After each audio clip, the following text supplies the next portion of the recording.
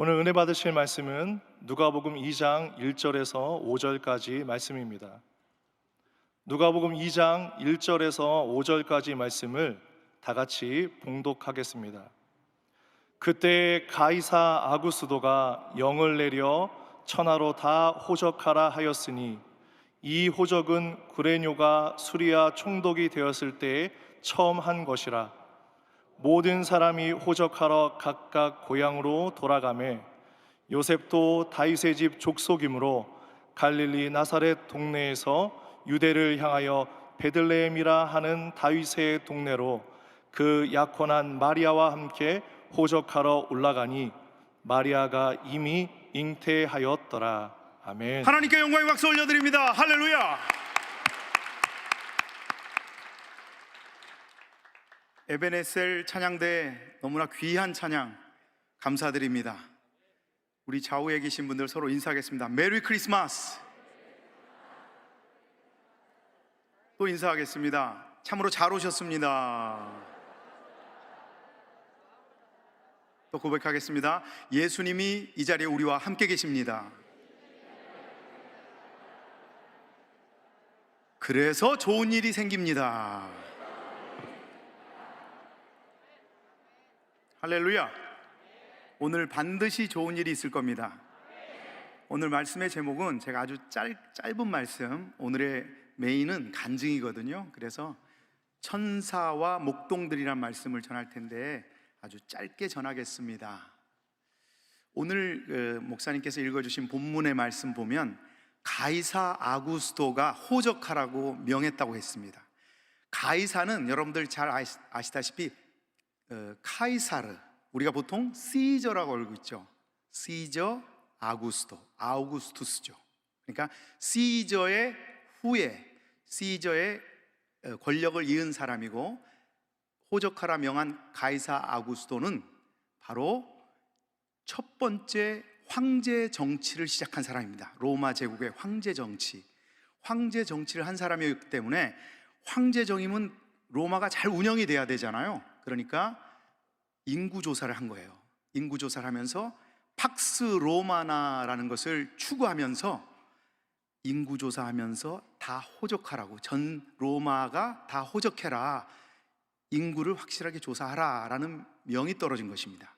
그래서 저 멀리 유대 땅 나사렛에도 그 명이 떨어지게 되고, 예수님의 아버지 요셉도 자신의 고향인 베들레헴으로 가게 된 것입니다.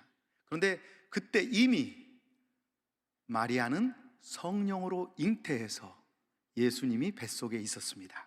그래서 함께 베들레헴까지 가게 된 것이죠.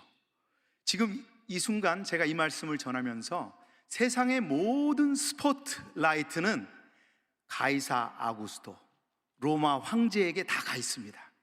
로마 황제가 무엇을 했나?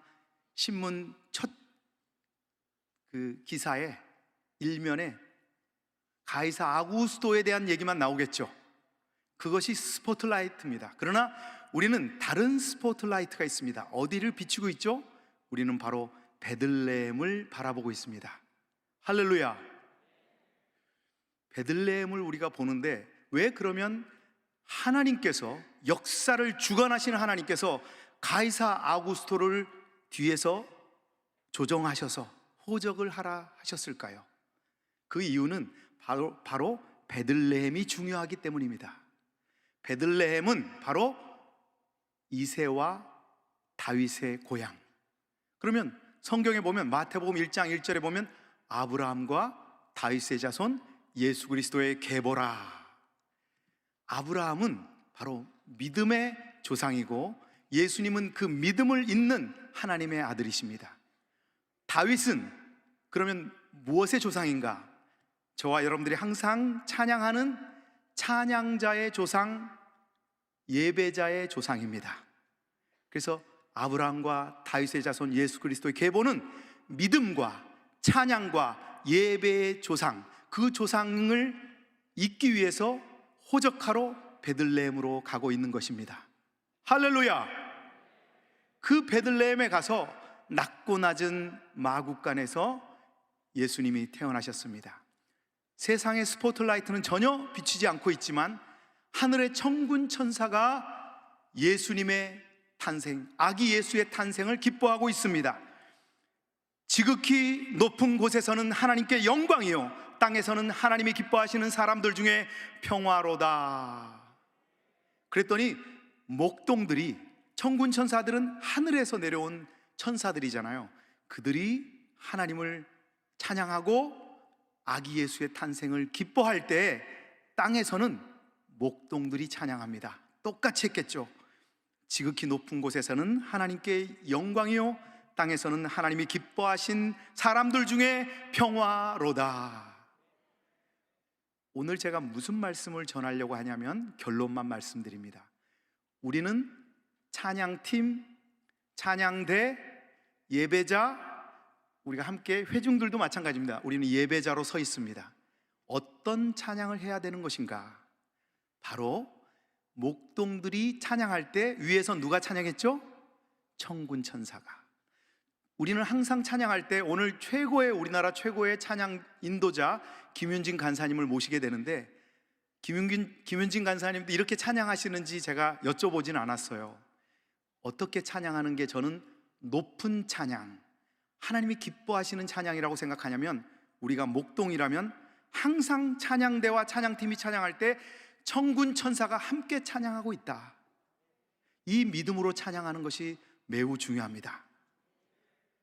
그것이 바로 높은 찬양이고, 높은 찬양의 핵심은 우리 마음 가운데 첫사랑으로 찬양하는 것이고, 열정으로 찬양하는 것이고, 천군 천사가 함께 찬양하는 그 찬양을 드리는 것이 하나님이 받으시는 높은 찬양인 줄 믿으시기를 예수님의 이름으로 축원합니다. 잠깐 기도하겠습니다. 하나님, 오늘 이 땅 베들레헴 마국간에 아기 예수가 탄생하셨습니다. 이 날을 기뻐하여서 저희들이 저녁 예배로 하나님 앞에 영광 돌립니다. 특별히 김윤진 간사님 모시고 함께 은혜 받고자 하오니 간사님에게 능력에 능력을 더하여 주시옵시고, 우리가 다 은혜 받는 귀한 시간 되게 하여 주시옵소서. 예수님의 이름으로 기도드립니다. 저는 이렇게 물러가는데요, 김윤진 간사님을 소개합니다. 현재 한성교회 예배 인도자이고, 여러분들 아무것도 두려워 말라라는 곡 아시죠? 그게 유튜브에 1700만 뷰 이상을 지금 기록하고 있고, 한성 라이브 워십 예배하는 예계 정규 1집 앨범을 발표하신 우리 김윤진 간사님 소개할 때 큰 소리로 할렐루야로 맞이하겠습니다. 할렐루야!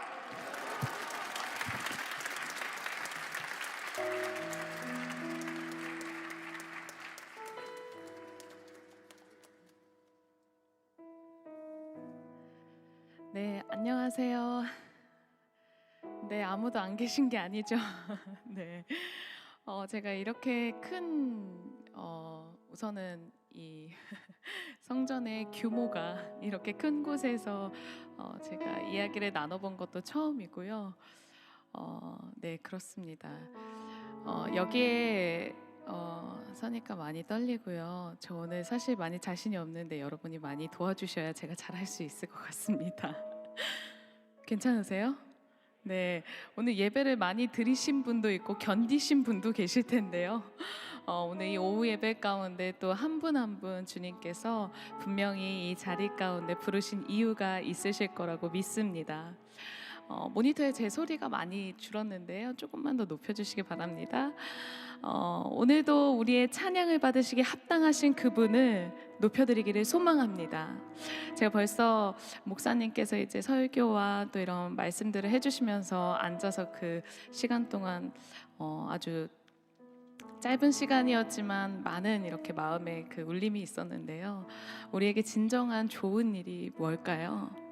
좋은 일이 있을 거라고 말씀하신 그 목사님의 말씀에 오늘 이 성탄 예수의 오심을 또 기억하며 드리는 이 예배들, 그걸 기억하면서 우리의 삶에 진짜 좋은 일이 뭘까 했을 때 우리의 생각에 떠오르는 것이 우리가 어떤 사람인지 알게 하는 것일 것입니다. 혹시 어떤 것이 생각나셨습니까?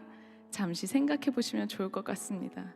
그 좋은 일에 우리에게 선물, 그 어떤 것과도 비교할 수 없는 예수 그리스도가 생각나셨다면 하나님께서 그 어떤 것보다 당신의 그 마음으로 기뻐하셨을 거라고 생각이 됩니다. 오늘 우리가 예수 그리스도 그분의 이름을 더욱더 현실로 소유하고 누리는 날이 되기를 소망합니다. 그러한 마음을 담아서 잘 모르실 수 있지만 예배하는 이에게라는 찬양을 함께 나눌 텐데요. 예수를, 그 하나님을 간절히 사모하며 나아가는 영혼을 하나님께서 은혜로 채워주신다는 가사의 찬양입니다. 우리 한 마음으로 주님 앞에 함께 고백하겠습니다.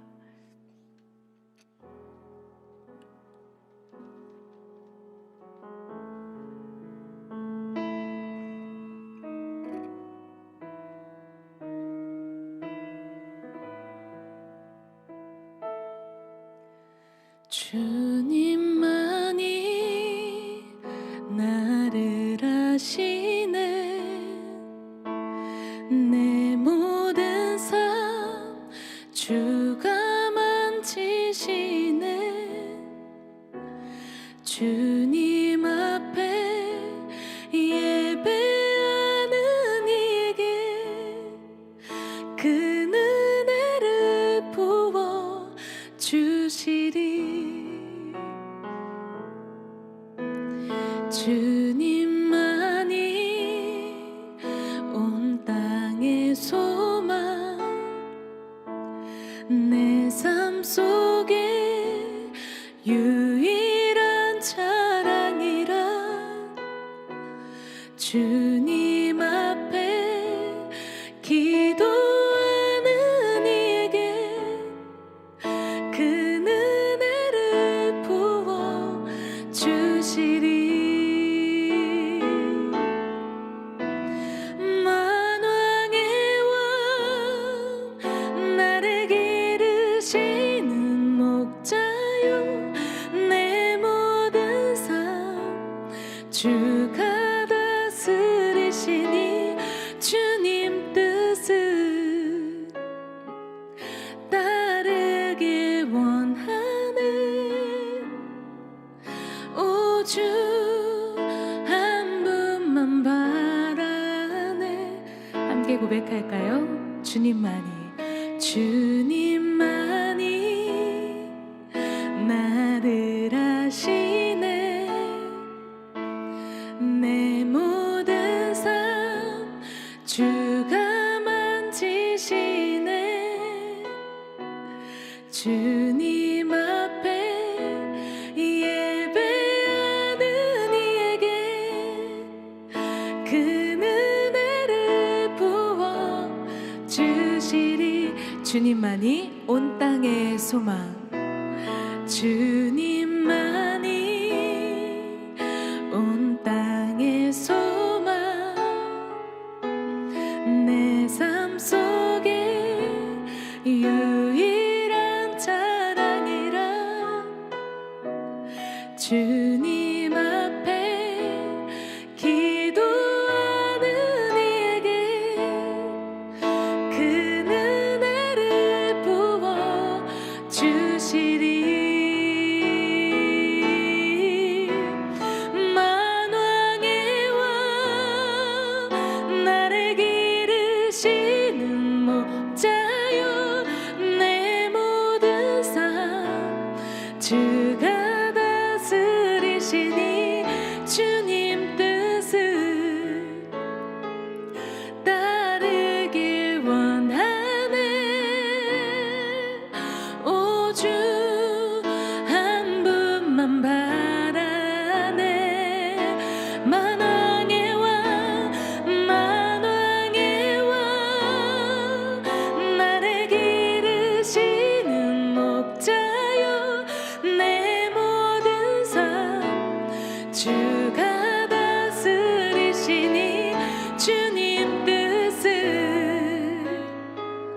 따르길 원하네. 오주 한 분만 바라네. 주님만이 나를 아십니다. 주님만이 나를 아시. 내 모든 삶, 내 모든 삶 주가 만지시네. 주님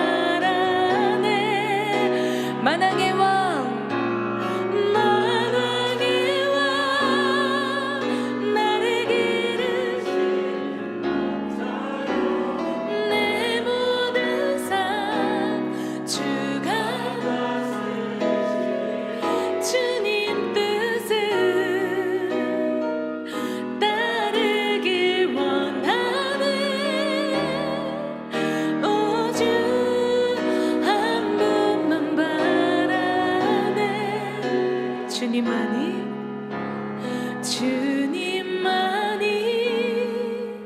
나를 아시네. 내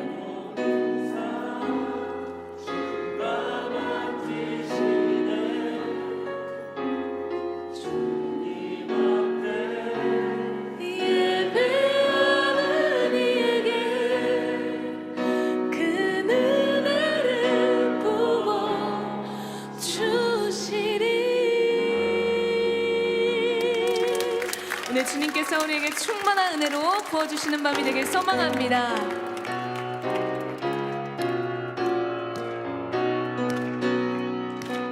참 반가운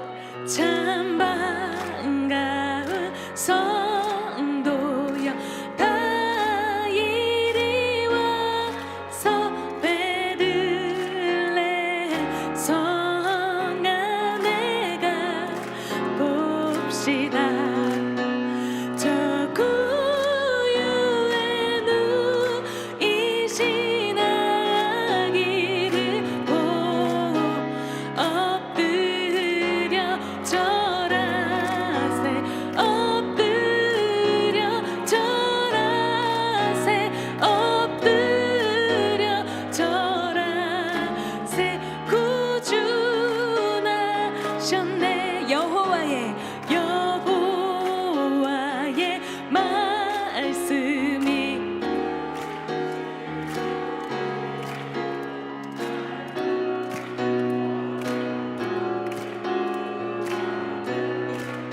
아멘. 늘 감사함.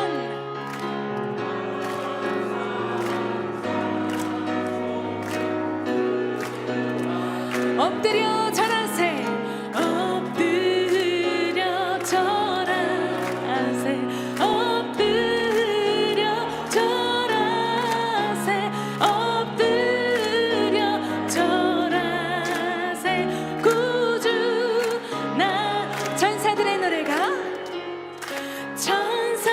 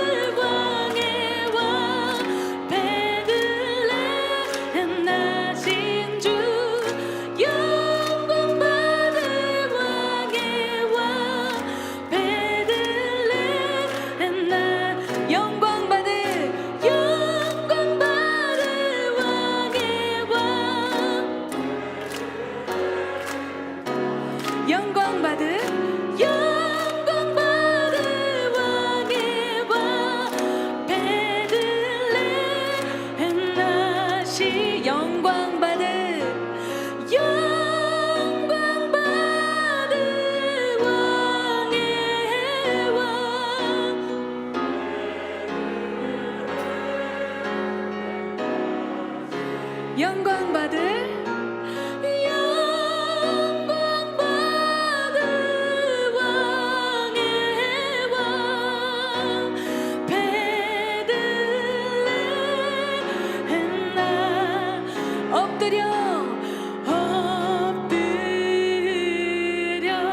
절하세.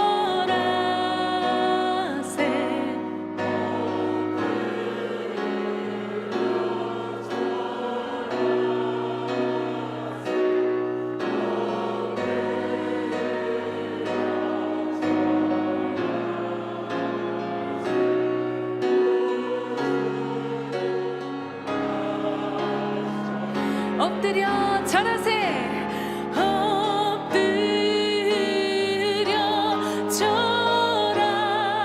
절하세. 엎드려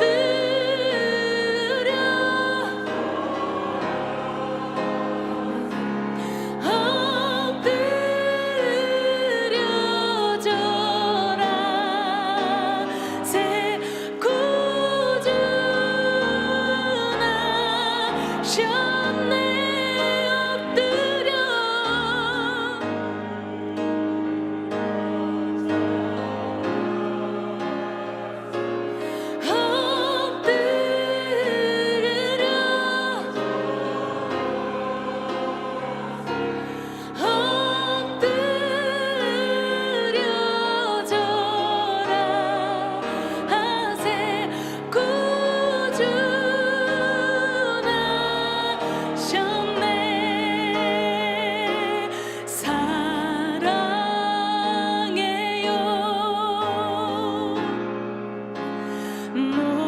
목소리 높여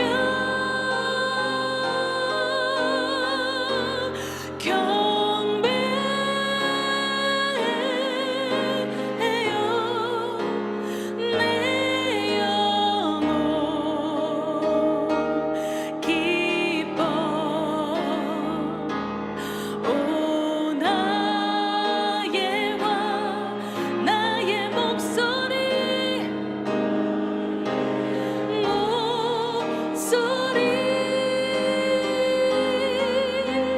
주님께 곱게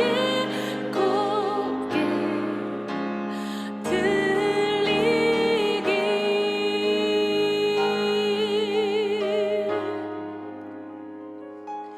사랑해요. 목소리 높여 경배해요.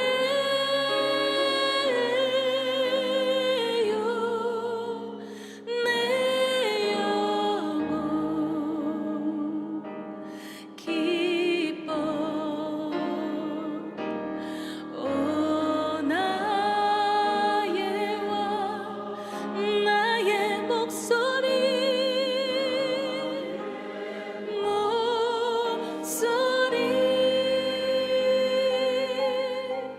주님께 곱게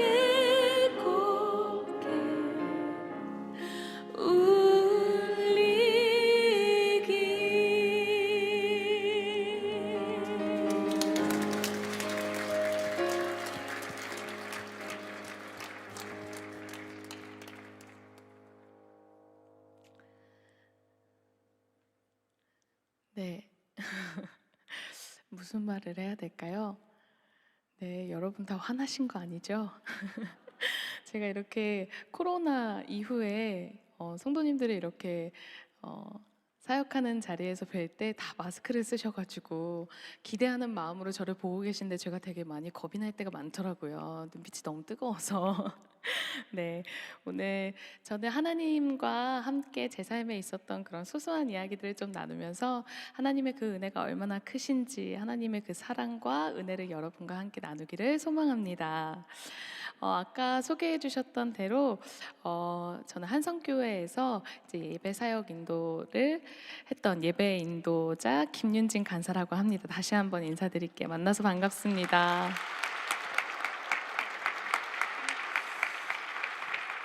저 아까 말씀드렸던 그 한성교회가 저에게 모교회거든요. 저희 할머니께서 저희 어머니 아버지 신혼 때 결혼하실 때 작은 새빵을 얻어주셨대요. 교회 옆에 새빵을 얻어주셨는데요. 너희 이 교회 다녀라 하시면서 이제 얻어주신 그 새빵 옆에 교회가 한성교회였고 어머니 아버지 신혼 때부터 출석한 교회가 되었습니다. 저희가 딸만 셋인데요. 제가 몇째게요? 제가 몇째게요? 네, 자신이 없으시죠? 네, 제가 듣고 싶은 대로 듣겠습니다. 네, 제가 셋째인데요. 네, 딱 얼굴 보면 아시겠죠? 제가 간증이 별로 웃으실 게 많이 없는데 이것도 안 웃으시면 큰일이네요. 네, 저희가 딸만 셋인데요. 제가 막내 딸로 태어났거든요. 원래 셋째 막내딸 얼굴도 안 보고 데려간다 이런 말 뭐 저만 하는 건 아니죠. 네, 근데 정말로 저희 남편이요 저를 처음 만났을 때 제가 굉장히 건강해서 한 80kg 정도 됐었거든요. 근데 저를 외모로 평가하지 않고 저를 잘 만나주어서 제가 결혼에까지 성공을 했습니다. 네, 제가 그렇게 늦둥이 막내딸로 태어났는데요. 그 시절 정부 정책이 하나만 낳아 잘 기르자, 둘만 낳아 잘 기르자 뭐 이런 정책이 있었다고 해요. 계획하지 않은 제가 생긴 거예요. 어머니 아버지께서 많이 고민하셨던 것 같아요. 벌써 아이가 둘이나 있고 아무래도 상황이 너무 어렵고 우리가 이 아이를 정말 책임질 수 있을까 이런 고민을 하시다가 아무래도 이 아이는 좀 어렵겠다라고 생각하셨던 것 같아요. 그때 정부 정책에 따라서 나라에 이제 수술을 신청할 수 있는 것들이 있었는데요. 여성들이 이제 보건소에 신청을 하게 되면 여성이 임신할 수 없는 그런 수술을 나라에서 해주셨다고 하더라고요. 또 임신한 여성이 신청을 하게 되면 아이 낙태 수술과 함께 다시 임신할 수 없는 수술, 배꼽 수술이라고 불렀다고 하시더라고요. 그런 수술을 해주었다고 합니다. 어머니 아버지께서 어렵게 그 수술을 신청하셨고 이제 수술 날짜를 기다리시다가 날짜가 되었어요. 어머니께서 수술 준비를 하시고 집을 나서시는데 그때 동네에 미애 엄마라는 분이 계셨대요. 그 분께서 이제 어머니께 어디 가시냐고 저희 어머니께서 말씀을 안 하시려고 이렇게 저렇게 둘러대시다가 또 거짓말을 잘 못하셔가지고 어렵게 이야기하게 되신 거죠. 이러이러해서 갑니다 라고 말을 했더니 이 미엄마께서 어머 그럼 잘 됐네요 기도받고 가세요 라고 하신 거예요. 그때 저희 어머니 아버지께서는 이제 교회 왔다 갔다 하시면서 그냥 문턱을 왔다 갔다 하시는 정도셔서 이런 일을 기도받고 가도 되는 일인가 하고 이제 고민을 하신 거죠. 그러시다가 어머니께서 결정하셨어요. 그래 기도받는 건 무조건 좋은 거니까 하고 따라가신 거죠. 그 미애 엄마라는 분은 동네에 구세군 교회라는 곳에서 이제 다니시는 분이셨는데요. 그 구세군 교회 전도사님, 미애 엄마, 저희 엄마 이렇게 세 분이서 그 교회에서 기도를 하게 됐습니다. 그렇게 세 분이서 막 이렇게 손을 잡고 기도를 했는데요. 기도가 끝난 후에 그 전도사님께서 저희 엄마를 막 설득하신 거예요. 어머니, 제가 기도해 보니 하나님께서 이 아이가 나중에 큰 일을 할 거라고 합니다. 지우지 마시라고 어머니를 막 설득하신 거예요. 그래서 어머니께서 그 말을 듣자마자 나중에 큰 일을 한다고? 이렇게 하시고선 집에 다시 돌아오셨어요. 그리고 또 시간이 흘렀습니다. 상황은 좋지 않고 벌써 아이가 둘이나 있는데 이 아이를 우리가 책임질 수 있을까? 이런 고민들을 하시다가 아무래도 안 되겠다 하시고 다시 수술을 신청하게 되셨어요. 또 수술날을 기다리시다가 어머니께서 채비를 하고 집을 나서시는데 누가 있어요? 미애 엄마가 있어요. 이번에는 어머니께서 정말 말씀 안 하시려고 이렇게 저렇게 하시다가 또 이러이러해서 갑니다 라고 말씀을 하게 되셨는데 또 이번에도 기도받고 가시라고. 그래서 이번에는 어머니께서 정말 안 가시려고 했는데 또 같이 가게 되셨어요. 그래서 그 구세군 교회에 가서 또 이번에도 그 전도사님과 미애 엄마, 저희 엄마 세 분이서 막 기도를 하게 되셨는데요. 그렇게 하고 나서 이번에도 전도사님께서 어떤 말로 저희 엄마를 설득하셨기 때문에 제가 여기 있겠죠? 뭐라고 하셨게요? 네, 다들 이게 주일 오후 공예배라서 약간 말씀하시는 게 주저되시죠? 네. 전도사님께서 막 이렇게 기도를 하시더니 저희 어머니께 하신 말씀이 어머니 제가 기도해보니 하나님께서 이 아이가 아들이라고 합니다 라고 하신 거예요. 딸만 둘이었기 때문에 어머니 아버지께서 그 은근히 그 어르신들 이제 아들을 바라는 그 마음이 있으셨나 봐요. 그 아들이라는 말에 이제 어머니 아버지 마음이 막 흔들리신 거예요. 아들이라고 아들이라고 그렇게 집에 들어오셔서 이제 계속 생각하신 거죠. 아들이라고 하시면서 고민하시는 사이에 제가 뱃속에서 막 무럭무럭 자랐어요. 그래서 제가 이제 더 이상 어찌할 수 없는 상황이 되었고 제가 뿅 하고 태어났는데 예쁜 여자예요, 남자예요? 네, 예쁜 여자로 태어났죠.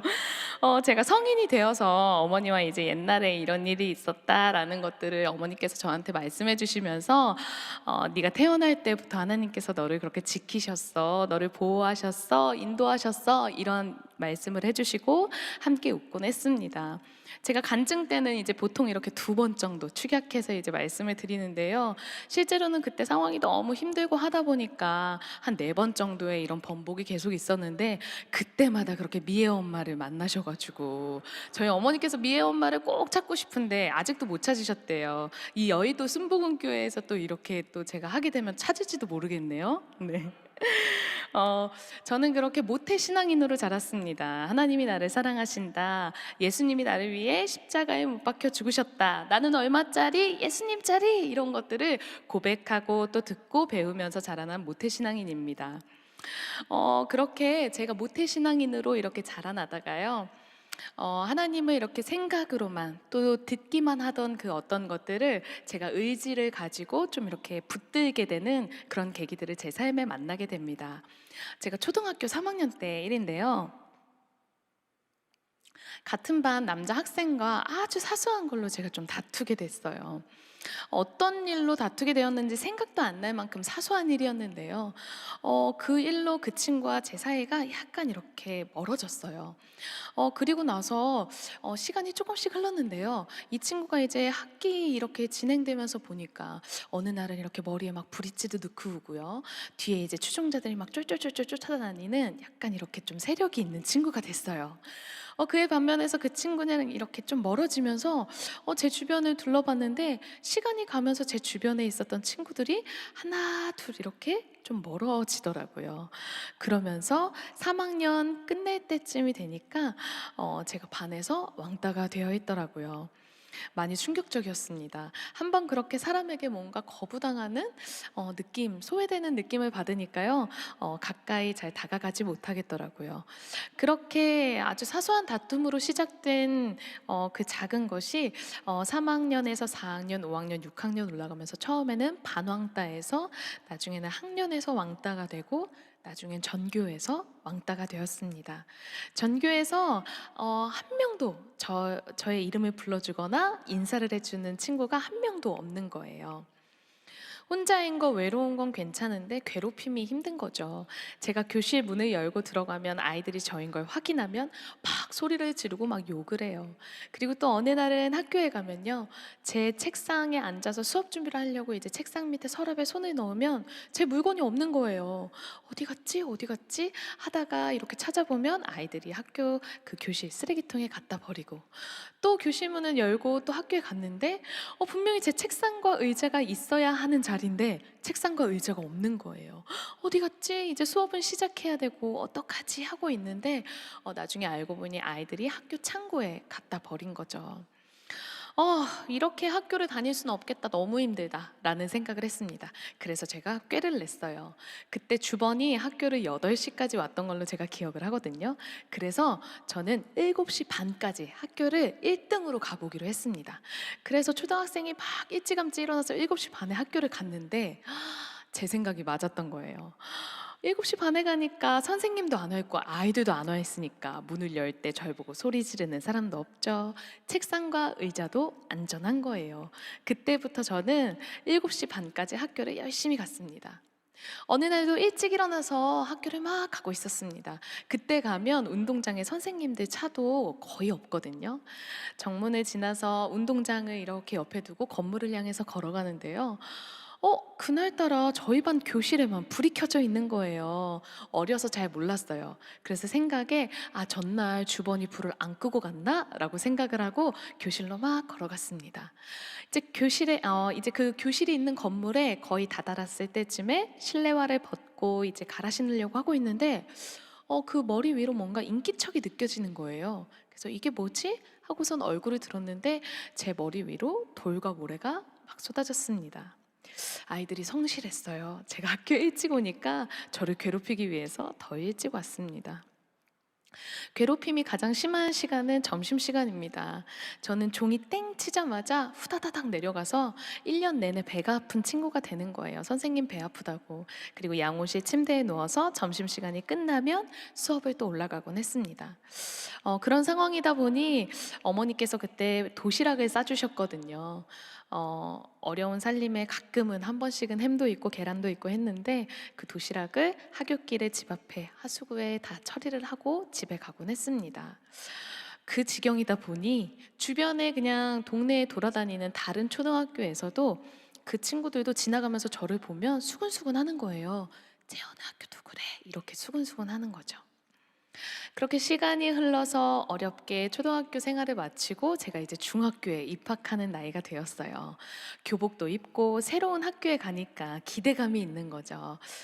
나한테도 친구가 생기지 않을까? 새로운 일이 생기지 않을까? 그런 기대감을 가지고 중학교에 가게 됐습니다.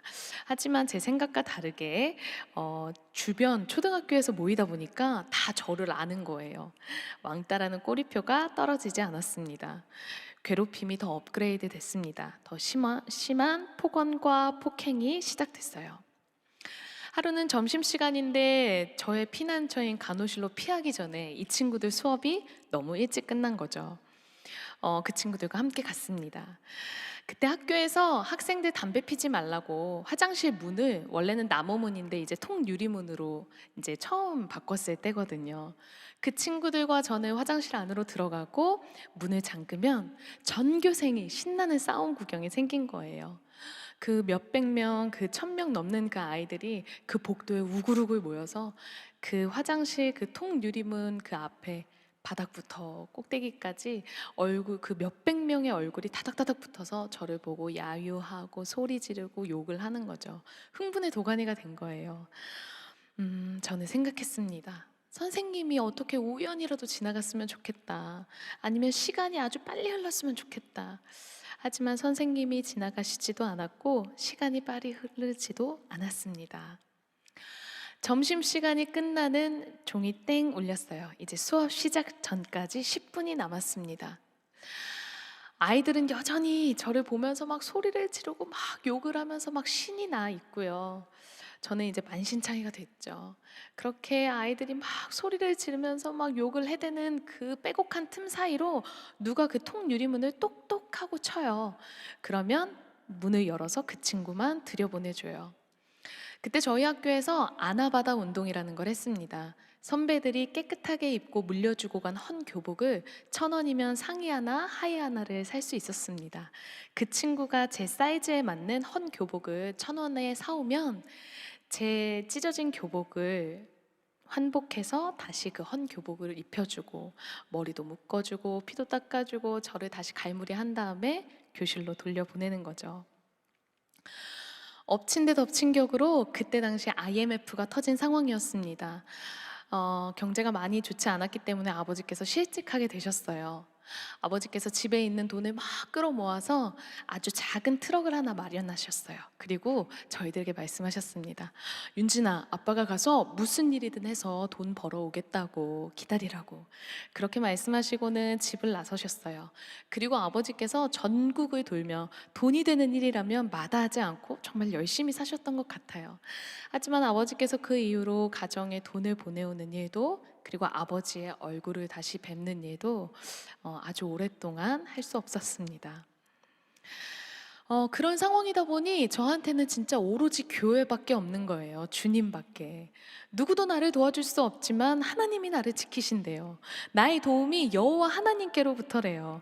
나를 버리지 않으시고 내가 가난해도 못생겨도 심지어 하지 말라는 그 죄를 지어도 하나님께서 나 포기하지 않으시고 끝까지 사랑하신다고, 그 목사님과 전도사님, 선생님들에게 배웠던 그 말씀들이 꾸역꾸역 그 시간을 버티게 하는 거죠. 그렇게 6년이라는 시간을 버텼습니다. 그리고 시간이 흘러서 이제 고등학교에 갈 나이가 되었어요. 집이 많이 어렵다 보니까 빨리 기술을 배워서 취직을 해야 되겠다, 돈을 벌어야 되겠다 해서 직업학교, 이제 상업고등학교 계열 쪽을 가게 되었습니다. 그 학교가 저희 집에서 전철을 타고 버스를 타고 꽤나 먼 거리에 있던 곳이었는데요. 그곳에 가서 저에게 너무나 깜짝 놀랄 일이 생깁니다. 아무도 저를 모르는 거예요. 여러분 별로 놀랍지 않으시죠? 네. 저 항상 막 저를 보면서 수근수근 대던 친구들만 있었는데, 그런 사람들만 있었는데 거기 가니까 아무도 저를 모르더라고요. 그러면서 아이들이 막 별명을 붙여가지고 저를 친구 무리에 이미 끼워 놓은 거예요. 막 얼음공주라고. 지금 이 분위기가 얼음. 네. 제가 말을 어떻게 붙일지 몰라서 그냥 새초롬하게 가만히 있었는데 아이들이 그걸 되게 도도하다라고 느꼈나 봐요. 막 그렇게 별명을 붙여서 부르면서 저를 이미 친구로 받아준 거예요. 친구가 생기니까 너무 좋은 거죠. 친해지니까 이제는 막 급식도 같이 먹으러 가고요. 쉬는 시간에 막 매점도 가서 빵도 사 먹고 하굣길에 떡볶이도 사 먹고 다 먹는 얘기예요. 너무 좋잖아요. 네, 그렇게 막 친구들이랑 신나게 막 이렇게 같이 다니니까 좋으니까, 친해지니까 자꾸 뭘 이렇게 해주고 싶은 거죠. 저한테 제일 좋은 게 뭐예요? 네, 자신이 없으세요. 예수님이죠. 저를 여태까지 버티게 한 그 예수님, 진짜 좋은 예수님. 그 예수님을 이 친구들한테 소개하면 와, 이 친구들 진짜 행복하겠다, 이 생각이 드는 거예요. 그래서 친구들을 전도하기로 마음을 먹었습니다. 그 마음을 먹고 나서 이제 첫 번째 난관에 봉착해요. 제가 이 친구들이랑 친해져서 이제 교회를 데리고 가려고 하는데, 이 친구들이 주일에 항상 제가 예배 드려야 되는 그 시간에만 만나는 거예요. 고민했어요. 이 친구들이랑 친해져야 전도를 할 텐데 또 나는 예배에 가야 되고 어떻게 하지 고민을 하다가 제가 결정을 했습니다. 그래, 이 친구들과 먼저 친해지고 나서 교회를 같이 데리고 가자. 그래서 처음에는 교회 막 한 5분 10분 막 이렇게 늦다가 나중에는 막 한 줄을 빼먹고, 처음에는 막 번개를 맞을 것 같고 막 너무 무섭더라고요. 그런데 죄에도 즐거움이 있어요. 여러분 아시죠? 저만 아는 것처럼 다 모른 체 하시고 네. 그렇게 하나님과 멀어지면서 점점 세상에 빠져들기 시작했습니다. 오직 각 사람이 시험을 받는 것은 자기 욕심에 끌려 미혹됨이니, 욕심이 잉태한즉 죄를 낳고 죄가 장성한즉 뭘 낳아요? 사망을 낳죠. 전도하고 싶은 마음 정말 저한테 있었거든요. 그런데 한편 사람을 놓치고 싶지 않은 마음, 그 욕심, 사랑받고 싶은 마음 때문에 제가 그 욕심에 끌려 타협하게 되었고 죄를 선택하게 된 것이죠. 집이 더 많이 어려워졌습니다. 언니들, 저, 엄마 이렇게 딱 4명이 놓으면 따뜻했던 단칸방에서 지내고 있었는데요. 이제 그 집에서도 나와야 하는 상황이 되었어요. 저희 어머니의 평생 직업은 가사 도우미세요. 예전에 파출부라고도 불렀죠. 저희 어머니께서 저를 이제 늦게 낳으셔서 지금 이제 70대 중반 정도가 되셨는데요. 저희 어머니께서 7살 때 외할머니 손에 이끌려서 이제 그때부터 가사 도우미를 열심히 하면서 한평생을 저희를 키워오셨습니다. IMF가 되니까요, 이제 가사 도우미도 쓰지 않는 거예요. 어머니께서 일을 하실 수가 없는 거죠. 그리고 이제 다들 안 하려고 하는 그 딱 하나가 남았어요. 그 영화나 드라마에서 보는 것처럼 회장님, 사모님 이런 분들 그 집에 들어가서 숙식을 하면서 일을 하는 가사 도우미이 하나 남은 거죠. 어머니께서 저한테 물어보셨어요. 윤진아, 엄마가 이러이러해서 갈 건데 너 같이 갈래? 가면 먹는 것도 더 좋고 환경도 더 좋고 막 이런 이야기들을 하셨어요. 언니들과 떨어져서 또 제가 갈 데가 없고 엄마를 또 혼자 보낼 수 없고, 그래, 엄마랑 같이 가서 그 집에 들어가서 지내야겠다라고 생각하고 엄마를 따라서 일하시는 집에 들어가게 됐습니다. 그곳에 갔는데 엄마 말이 진짜 맞는 거예요. 정말 여름에 시원하고요. 겨울에 따뜻하고 이거 되게 어려운 거 아시죠? 여름에 시원하고요. 겨울에 따뜻하고요. 반찬도 매 끼마다 막 바뀌고요. 화장실도 막 그런 거 처음 써봤어요. 막 방에 침대도 처음 써보고 막 너무 좋은 거예요. 그래서 와, 그래, 엄마 말이 맞았구나. 엄마랑 여기서 그냥 행복하게 잘 지내면 되겠다라고 철이 없이 그렇게 생각을 했습니다. 그렇게 그곳에서 지내고 있는데요. 눈치를 보는 누군가와 눈치를 주는 누군가가 있었습니다. 조금씩 그곳에서의 생활이 어려워지기 시작했어요. 배가 고파서 냉장고 문을 한번 열 때, 닫을 때, 그리고 밤에 화장실이 가고 싶어서 화장실 불을 한번 켤 때도 끌 때도, 그리고 학교가 끝나고 그 집을 한번 들어가려고 문 앞에 섰다가 생각했다가 또 들어가게 되고, 점점 그곳에서의 생활이 이제 불편하게 되었고요. 가장 제 마음을 힘들게 했던 건 이제 엄마의 그 고된 노동의 강도를 보면서 제가 많이 마음이 힘들었고요. 이제 결정적인 것은 어머니를 고용하셨던 분들의 어머니를 대하는 비인격적인 태도들을 보게 되면서 제 안에 이제 상처와 분노가 막 터지기 시작했습니다. 하나님 없는 마음에 환경을 바라보니까 자꾸 제 안에 원망이 일어나는 거예요. 안에 있던 상처와 분노, 아픔이 일어나기 시작했습니다. 아빠의 부재, 가난한 가정, 왜 우리 집은 이렇게 어렵나? 한평생 우리 엄마 이렇게 기도해도 아무 소용도 없구나. 나 이렇게 사람들이랑 잘 지낼 수 있었는데 왜 나를 싫어했지? 지난 시간 나를 괴롭혔던 사람들에 대한 증오, 왜 나여야 했을까? 내가 왜 바보같이 당하고 있었지? 이런 생각을 하다가 결국에는 하나님을 막 원망했어요.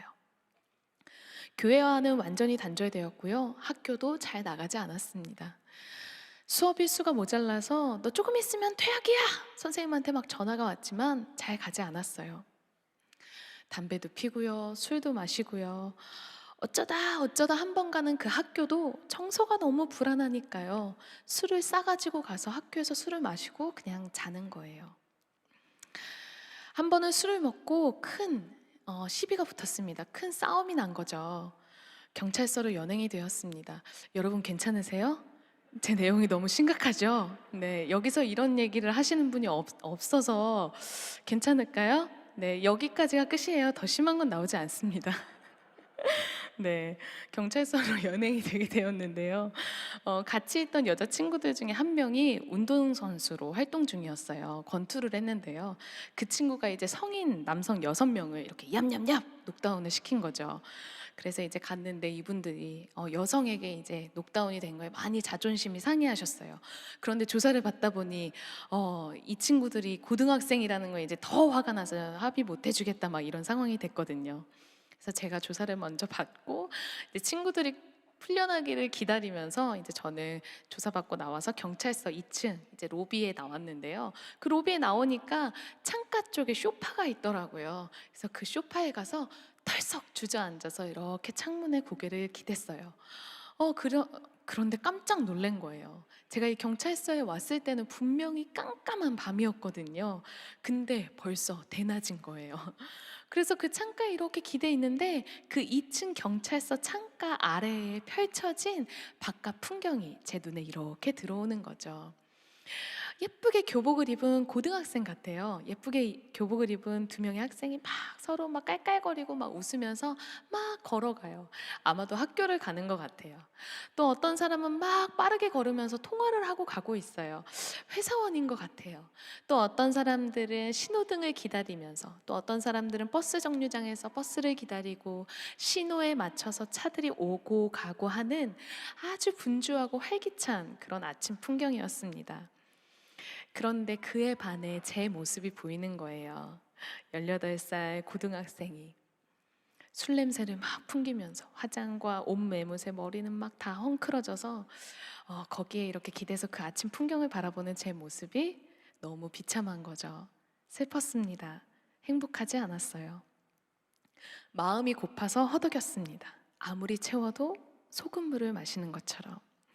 내 백성이 2가지 앙을 행하였나니 곧 그들이 생수에 근원되는 나를 버린 것과 스스로 웅덩이를 판 것인데 그것은 그 물을 가두지 못할 터진 웅덩이들이니라. 예레미야 말씀입니다. 생수의 근원 되신 하나님을 제가 버린 거예요. 우리 마음속에 하나님만 채우실 수 있는 공간이 있다고 하죠. 제가 아무리 어렵고 힘들어도 하나님이 저를 붙들고 계실 때, 채우실 때는 제가 견딜만 했거든요. 근데 이제 아무리 즐겁다는 걸 해도 잠깐이에요. 친구도 있고 이젠 더 이상 괴롭힘을 당하지 않는데도 너무 행복해지고 싶은데 무얼해도 행복하지 않고 다시 돌아갈 자신이 없고 너무 멀리 온 거죠. 내 삶은 망가졌고 나는 왕따와 폭력에 시달렸던 패배자고 나에겐 미래가 없고 의미 없는 하루하루가 이렇게 지났습니다. 살고 싶지 않은 거예요. 이렇게 사느니 죽는 게 낫겠다. 나 같은 건 없어지는 게 낫겠다. 내 모든 걸 알고도 누가 도대체 나를 사랑할까? 나는 이렇게 망가진 채로 살게 될 거야. 난 가망이 없어. 엉망진창이야.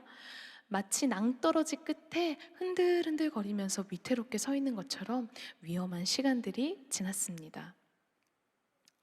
제가 몇 차례 시도하던 중에 자살을 시도하다가요, 이제 실패하던 중에 그날이 아주 제게 결정적인 날이 되었습니다. 아, 삶이 이렇게 끝이구나 하고 모든 걸 놓아버리고 있는데요. 그때 아주 신기하게 마음속에 한 음성이 들려왔습니다. 칠흑 같은 어두움으로 가득한 제 마음 가운데 마치 바늘로 콕 찔러서 빛이 새어 들어오는 것처럼 폭풍 속에 막 흔들려서 금방이라도 꺼질 것 같은 그 빛이 제게 말했습니다. 나는 어떡하니?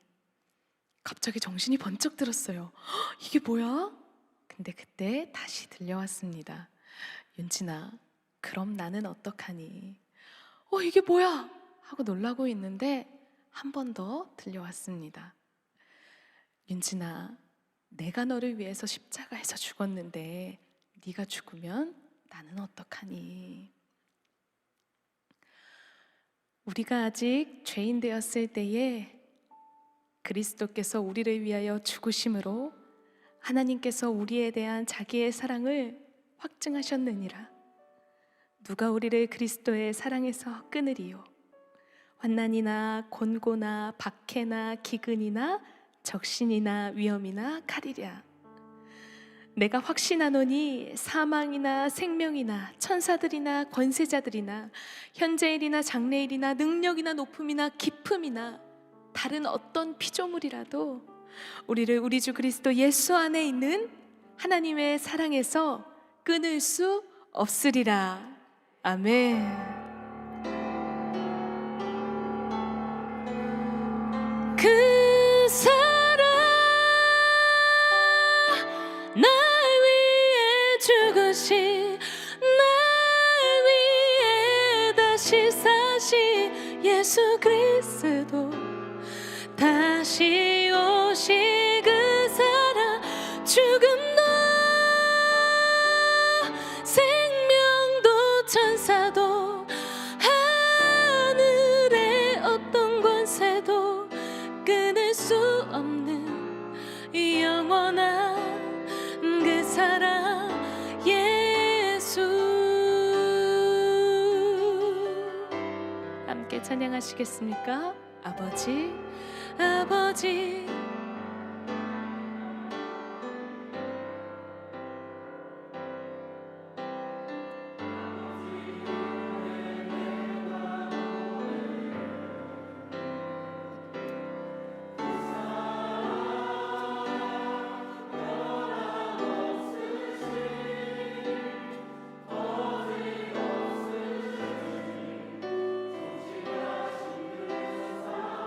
우리 아버지 어떤 분이시죠? 상한 가대 꺼져가는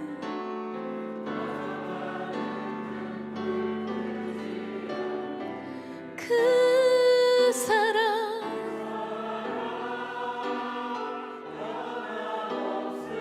거짓 없으신 성실하신 그 사랑, 사랑, 그 사랑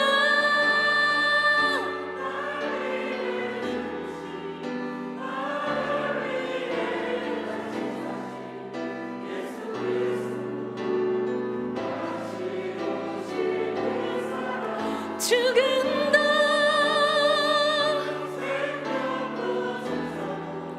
하늘의 어떤 권세도 끊을 수 없는 이 영원한 그 사랑 예수 그 사랑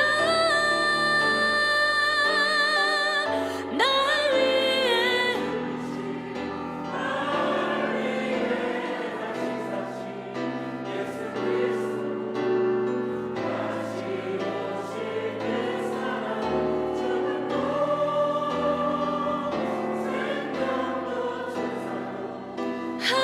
하늘의 어떤 권세도 끊을 수 없는 이 영원한 그 사랑 예수.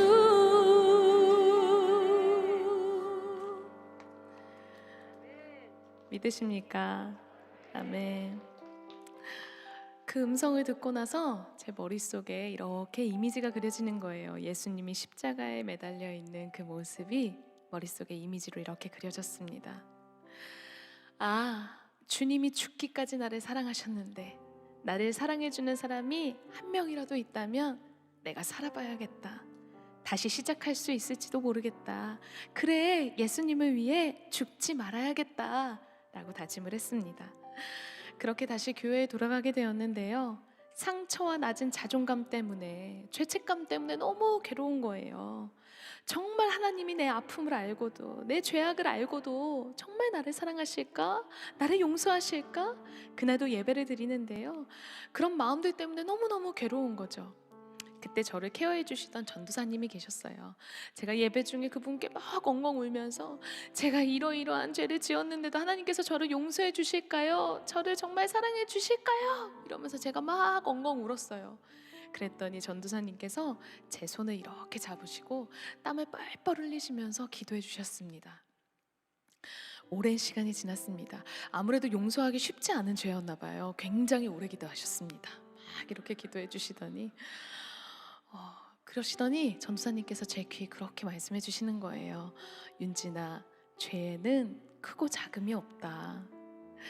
하나님께 회개하며 나아가는 그 영혼 앞에 하나님의 그 크신 사랑이 덮지 못할 죄가 없는 거죠. 주님 앞에 회개하며 나아갈 때 그 말을 듣자마자 저를 묶고 있던 죄와 죄책감의 사슬이 끊어지는 해방감을 느꼈습니다. 너무 감사한 거예요. 하나님께서 용서해 주신다고, 저한테 아직 기회가 있다고, 그 은혜를 힘입어서 회개하고 저는 새 삶을 살기로 다짐했습니다. 그때 저한테 큰 힘이 되어준 찬송가가 있거든요. 여러분과 함께 찬양하고 싶습니다.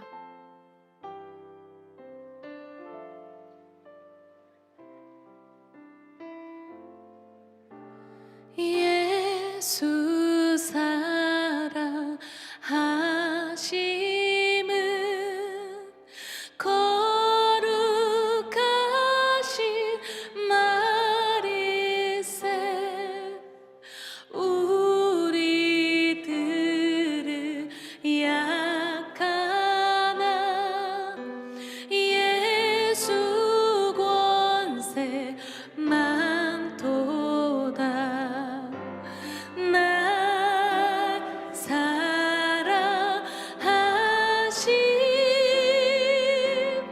날 사랑하심,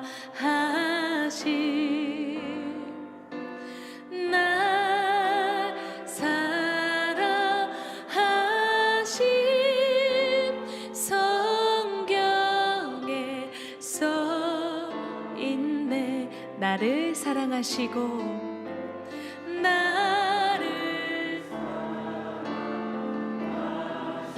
나의 죄를 다 씻어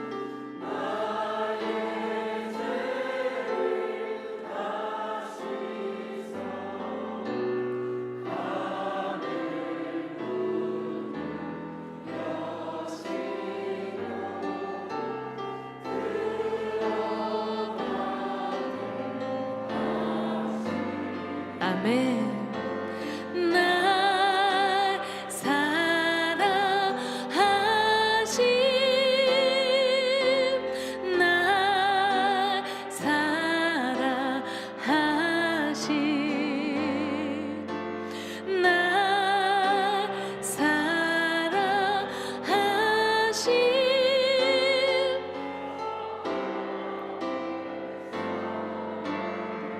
우리 3절 가사가 아주 중요합니다.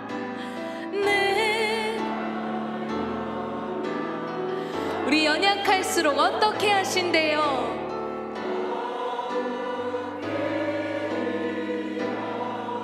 아멘. 높은 보좌 위에서 낮은 나를 보신 날 사랑하신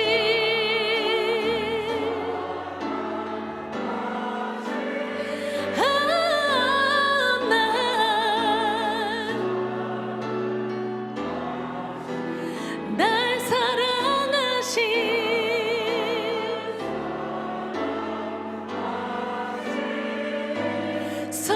성경에 써인 날 사랑하신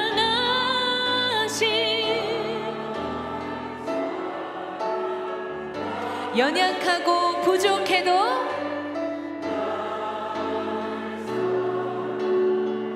또 실수하고 또 넘어져도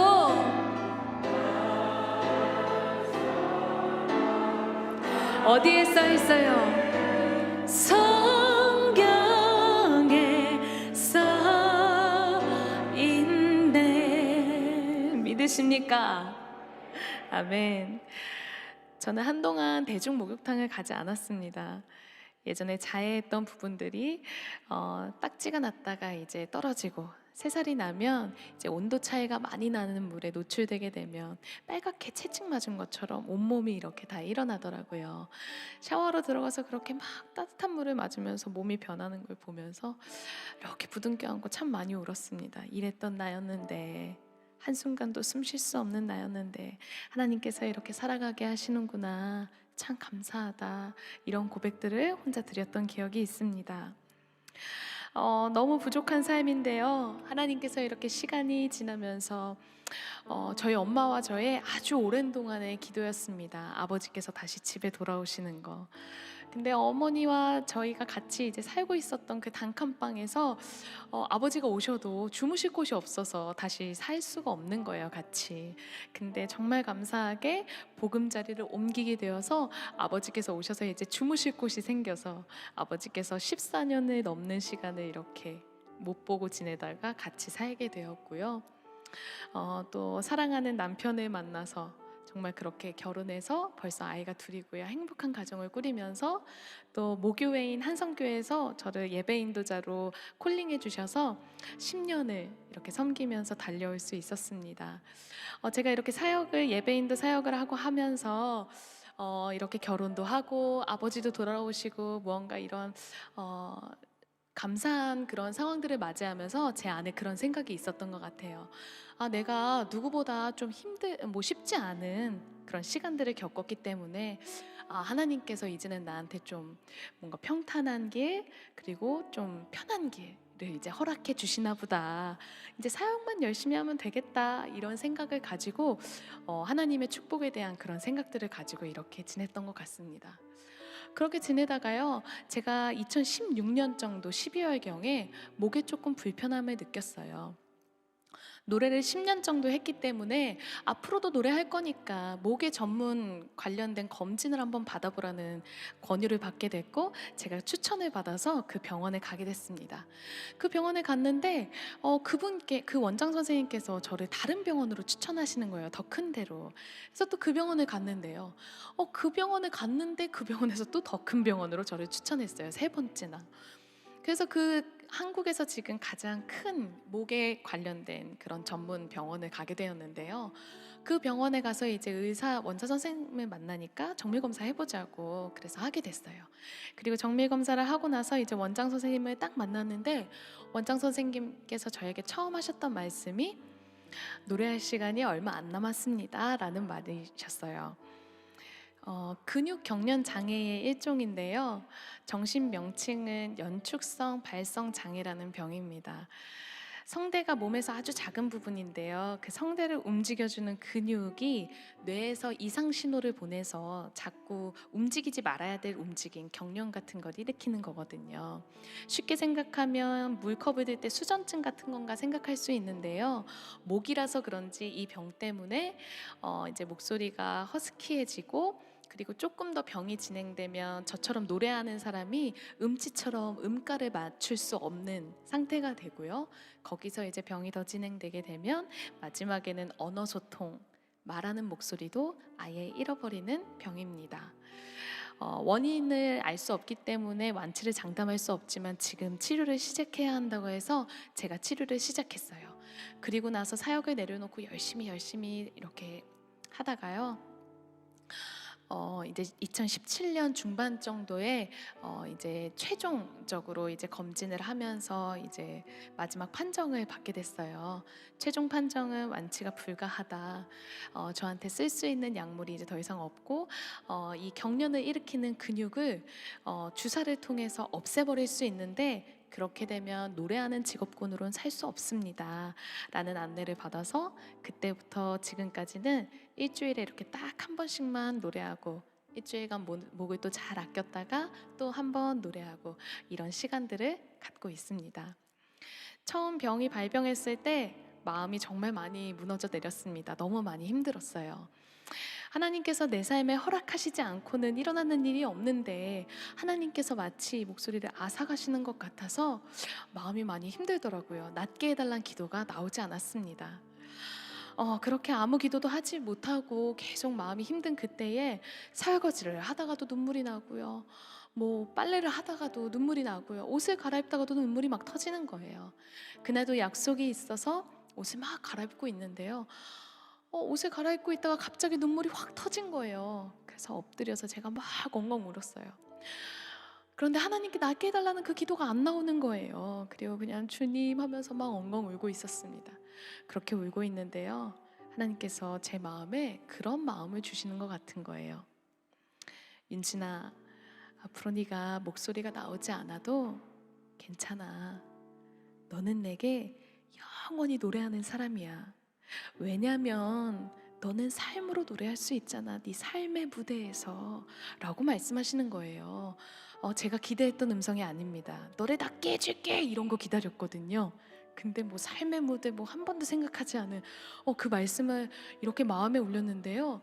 그 마음이 이렇게 머물더니 갑자기 그런 생각이 드는 거예요. 저도 어릴 때부터 교회에서, 한성교회에서 그렇게 노래 잘하는 자매들 하면서 저희 딸 셋이 항상 이렇게 찬양하는 자리에 있었거든요. 그리고 심지어 제가 지금 뭐예요? 예배 인도자잖아요. 항상 이 자리에서 찬양을 하고 예배했기 때문에 저 찬양하고 있다고, 예배하고 잘 살고 있다고 제가 생각했거든요. 근데 그게 아닌 거예요. 찬양이 뭐예요? 우리의 삶에 있는 모든 순간과 선택마다 하나님을 고백하고 그분을 위해 하는 그 모든 걸음과 나의 삶의 선택이 그분을 위한 찬양이고 노래고 예배인 거죠. 근데 그걸 몰랐던 거예요. 이 역할에만 제가 취해 있었던 거죠. 그러면서 제 안에 그런 생각이 드는 거예요. 찬양이라는 것이 가사와 멜로디로 국한되지 않은 것이 얼마나 감사한가. 하나님께 감사하자, 이런 생각을 했습니다. 그러면서 하나님께서 저에게 삶의 예배에 대해서 이렇게 초청하는 시간을 갖게 됐어요. 그리고 또 시간이 흘렀습니다. 목은 점점 좋아지지 않고요. 더 악화되고, 사역을 이렇게 앞둔 상태에서 제가 목이 많이 아프면 더 마음이 두려운 거예요. 그날도 이제 예배에 가서 이제 예배를 그냥 드리고 있는데 마음이 막 많이 무너져 내리는 거예요. 그러면서 하나님께 그런 말을 드렸습니다. 하나님께서 이거 원하지 않으시면 저 안 할게요. 저 사역 안 할게요. 내려놓을게요. 이런 마음을 이렇게 고백하면서도 제 감정은 하나님 이거 원하시지 않으시면 저 이거 내려놓을게요. 막 내려놓는 척하면서, 원망이 아닌 척하면서 그렇게 하나님 앞에 막 울면서 그렇게 마음을 막 토로하고 있었는데요. 그렇게 막 기도하면서 막 울고 있는데 눈을 감으면 자꾸 누가 저를 쳐다보는 것 같아서, 눈을 뜨면 사람들은 다 예배드리고 있고, 또 눈을 감으면 마치 하나님께서 뜨거운 눈빛으로 너무 안타깝게 저를 막 보고 계신 것 같은 거예요. 그리고 또 제 마음에 그런 마음이 드는 거죠. 윤진아, 내가 너에게 목숨도 아끼지 않았는데 너에게 무엇이 아깝겠니? 라고 말씀하시는 거죠. 그리고 나서 내가 너를 낫게 해줄게 라는 말씀 하셨게요, 안 하셨게요? 네. 감사합니다. 역시 기도를 많이 하시는 교회라서. 네, 그 말씀이 들렸으면 너무 좋았을 것 같은데 하나님과 제 마음이 맞을 때가 많이 없더라고요. 그 말씀을 하지 않으셨어요. 듣고 싶은 음성은 따로 있는데 무엇이 아깝겠니? 뭐 생각하지 않은 그런 말씀을 하시는데 갑자기 그 말씀이 제 마음에 또 이렇게 머물더니 제 마음에 갑자기 기대라는 단어가 이렇게 올라오는 거예요. 그래, 주님이 선하시지. 선하신 주님이 내 목자 되시지. 내 삶이 그분 안에 있으니 이 일 또한 선하겠구나. 그래, 하나님께 감사하자. 그리고 하나님께서 저에게 감사를 고백하게 하셨습니다. 여러분께 한번 묻고 싶습니다. 우리가 축복이라는 것, 좋은 것 생각했을 때 어떤 것들이 생각나시나요? 우리가 전능하신 하나님, 그리고 우리 아버지 되시기 때문에 우리에게 돈도 필요하고요, 우리의 삶을 유지할 수 있는 우리의 필요를 당연히 그분께 구할 수 있는 것이죠. 그러나 우리가 예수를 믿는다고 해서 병들지 않나요? 병이 든 누군가를 예수님께 기도하면 반드시 나아 하고 데려왔는데 정말 다 100% 그럴까요? 그렇지 않습니다. 교회 안에도요, 신앙생활을 정말 잘하시고 정말 멋진 분인데 병이 드시는 분이 있고, 하나님을 바라보면서 하나님 앞에서 정직하게 기업을 운영하시면서도 사업이 망하는 분들이 있습니다. 예수를 믿으면 좋은 대학에 가고 예수를 믿으면 항상 형통하고 좋은 일만 있을까요? 그렇지 않습니다. 예수를 믿으나 믿지 않으나 우리에게는 고난과 문제가 세상 사람, 예수 믿는 사람 동일하게 겪습니다. 그럼 우린 무엇이 다를까요? 우린 결말이 다른 사람들입니다. 우리는 그 고난과 어려움 속에서요, 우리가 누구를 믿고 있는지, 우리가 무엇을 신앙하는지, 우리가 세상과 무엇이 다른지를 우리의 삶을 통해, 우리의 삶의 선택의 예배를 통해 세상 가운데 누구를 드러냅니까? 주를 드러내는 것이죠. 우리의 그 삶을 통해 세상이 주를 봅니다. 세상이 주께 돌아옵니다. 우리가 그 수고스러운 한 걸음 한 걸음을 매일의 시간을 주님께 드리며 그렇게 예배하는 삶, 찬양하는 삶, 믿음의 삶, 믿음의 걸음을 주님 앞에 드릴 때 우리가 이 수고스러운 걸음을 다 하고 나서 주님을 만날 때 우리가 그 한마디를 기다리는 것이죠. 너 참 고생했다고, 너 참 수고했다고, 내가 너 기다리고 있었다고. 우리가 주님의 그 칭찬과 그 하나님의 사랑만을 바라보면서 우리가 삶을 나아갈 수 있기를 소망합니다. 마지막 찬양을 부를 텐데요, 아무것도 두려워 말라는 찬양입니다. 여러분 삶에 어떤 어려움과 어떤 아픔으로 또 신음하고 계십니까? 또 어떤 근심과 어떤 장벽이 여러분의 삶을 두렵게 하고 있습니까? 그러나 잊지 마십시오. 우리 주님이 우리를 구경꾼으로 그냥 바라보고 계시지 않습니다. 우리와 함께 하십니다. 그리고 우리의 든든하게 그것을 이겨낼 수 있는 힘을 주실 것입니다. 우리의 삶에 함께 하시는 선한 목자 되신 주님을 바라보며 함께 고백합니다. 아무것도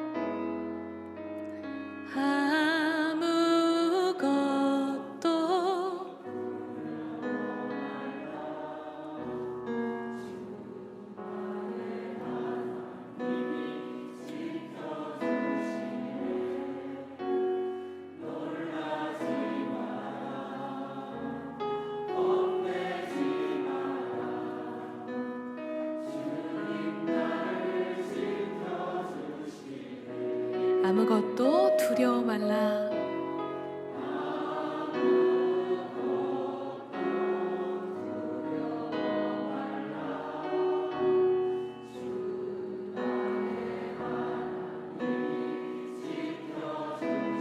놀라지 마라.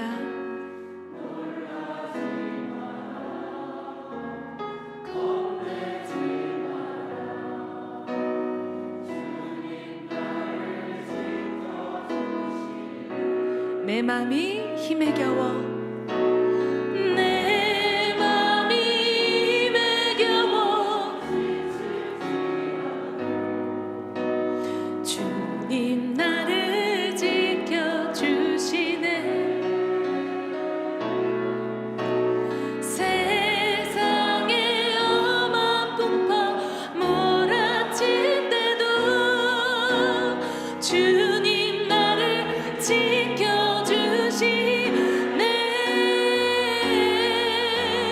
주님은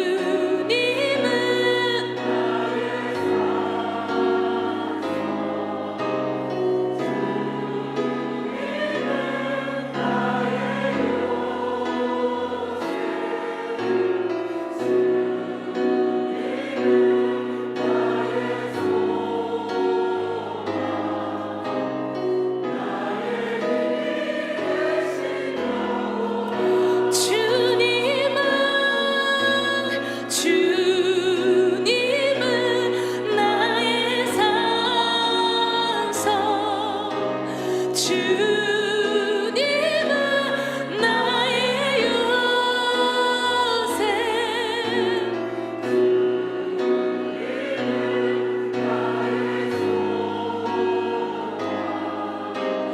나의 힘이 나신 여호와, 내 맘이 힘에 겨워,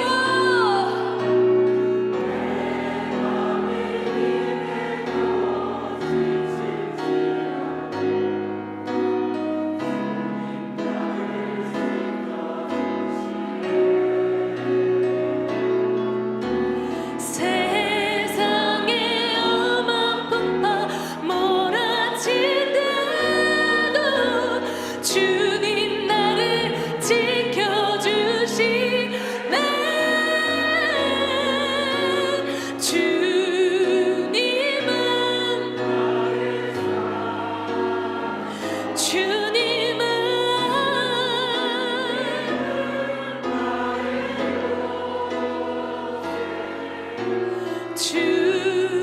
주님은 나의 소망, 나의 힘이 나신 여호와, 주님은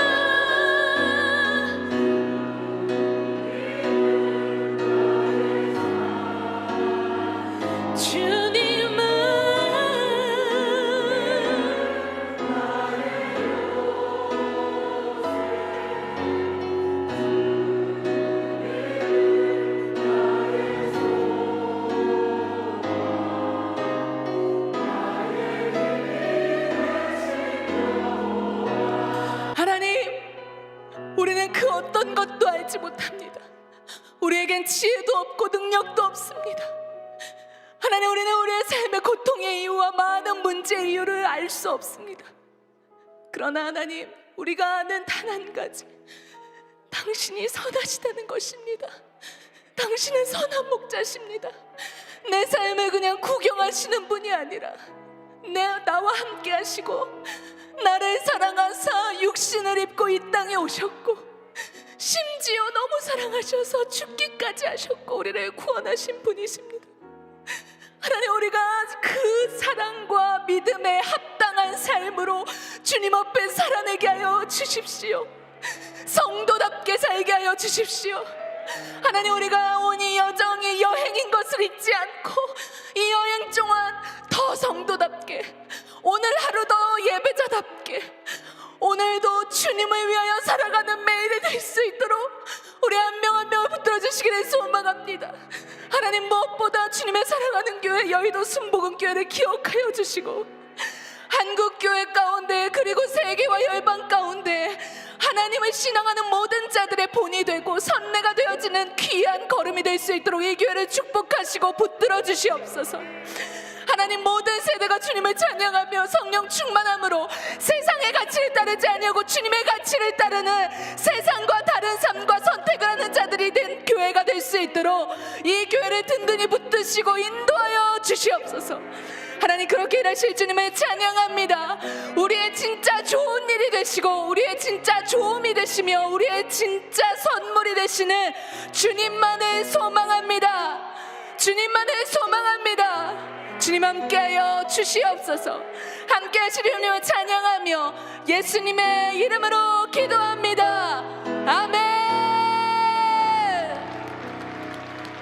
이제 병이 있으신 분은 병든 자리에 손을 얹으시고, 가족이나 지인 가운데 병든 분이 있으시면 그분들 병든 곳에 믿음으로 손을 얹고 함께 기도하겠습니다. 하나님 아버지, 감사합니다.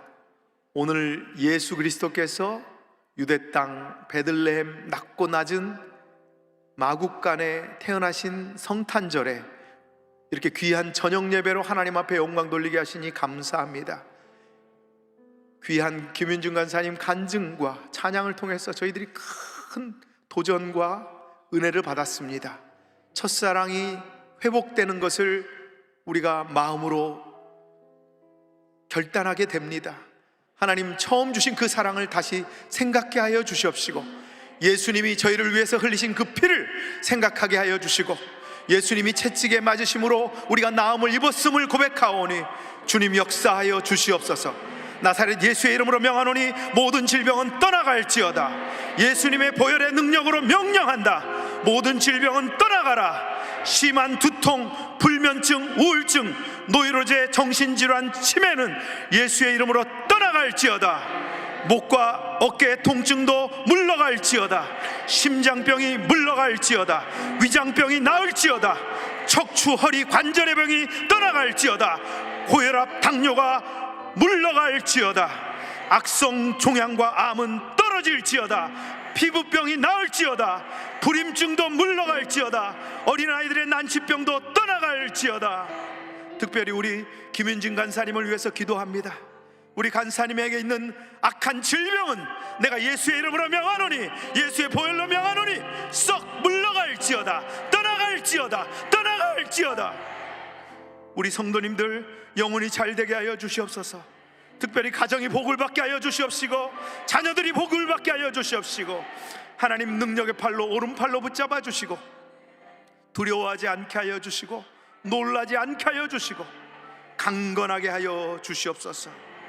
주님께 모든 영광 돌리며 감사드리오며 예수님의 이름으로 축복하며 기도드렸사옵나이다.